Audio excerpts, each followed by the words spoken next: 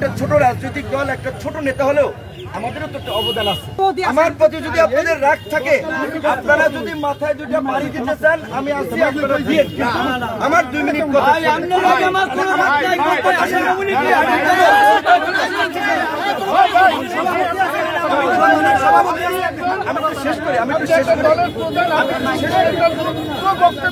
সাংগঠনিক বক্তব্য দেবেন আমরা। রাইট রাইট, এইটাই আপনার ভাই এখানে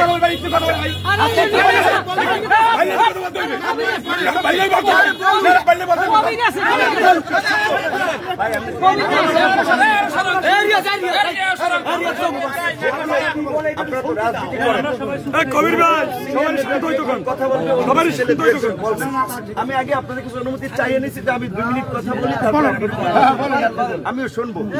আমার কি আপনারা শুনছেন এখন পর্যন্ত আমি কাউকে গালি দিছি কোন রাজনৈতিক দলের নেতা কোনকে? আওয়ামী লীগের আমলে শেখ হাসিনা এবং আওয়ামী লীগের বিরুদ্ধে আমাদের একটা তীব্র অবস্থান ছিল, এটা আপনারা জানেন।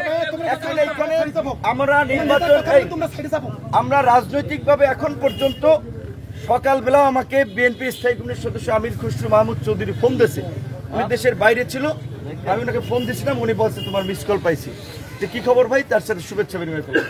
আমাদের এই মুহূর্তে গণ অধিকার বা আমার ব্যক্তিগতভাবে আমাদের সাথে বিএনপির সাথে আমাদের রাজনৈতিক সবচেয়ে সুসম্পর্ক।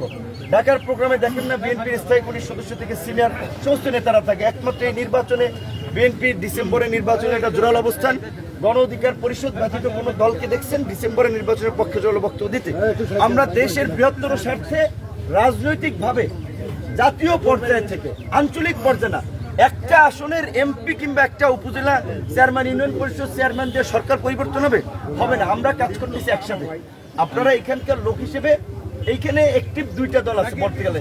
বিএনপি তো ঐতিহ্যগতভাবে একটা পুরানো দল, আর এখন গণ অধিকার পরিষদ সেটা আপনাদের মতো অত শক্তিশালী না, অত বেশি না, ছোট পরিসরে। তাহলে আপনারা যদি এরকম একটা দলকে, আপনাদের মিত্র সংগঠন, তাদের সাথে যদি আপনাদের সম্পর্ক ভালো না থাকে, মানুষ তো জাতীয় পর্যায়ে পত্রপত্রিকা যখন নিউজ হয় তখন তো মানুষ এটা বলবে যে দেখেন এই গণ অধিকার বা বিপিনুররা বিএনপির মিত্র, তাদের এলাকায় অবরুদ্ধ করে তাদের বিরুদ্ধে স্লোগান দিতে, এই বিএনপি ক্ষমতা আসলে কি করবে, এটা কি বলবে না? আপনারা বিবেক থেকে বলেন।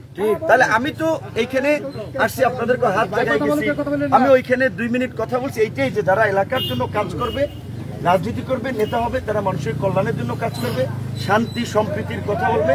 আর আপনারা নেতারাই যদি উত্তপ্ত করে ফেলেন, সাধারণ মানুষ তো বলবে যে এই লোকেরা তো এলাকা নষ্ট করে ফেলেছে। কেউ কোনো দল, যেটা আমার পিছনে হোক আপনাদের পিছনে হোক, কেউ থাকবে না। তো আপনাদেরকে ধন্যবাদ। আপনার কথাগুলো আপনারা যদি বলেন অবশ্যই 2 মিনিট 5 মিনিট বললে 5 মিনিট কথা আছে। আপনি যে বক্তব্য দিচ্ছেন, আপনি আমাদের দলের যুব আন্দোলনে বিএনপির সাথে ছিলেন, আমরা মানি, আমরাও দেখেছি বা আছে। কিন্তু আপনাদের এখানে যারা লিডারশিপ দেয় তাদের ভিতরে বেশ ত্রুটি আছে।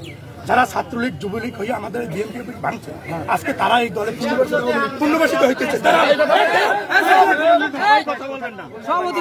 এই অফিস ভাঙছে।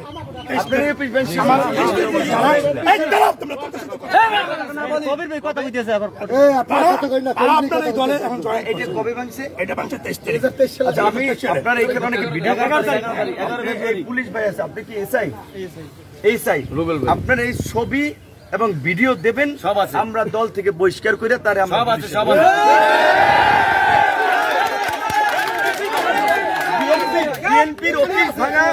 বিএনপির অফিস ভাঙার লোক যদি আমার দলে থাকে, আমি আপনাদেরকে বলছি যে এসআই সাক্ষী, আপনি ভিডিও এবং ছবি দেবেন, তাকে আমাদের দল থেকে বহিষ্কার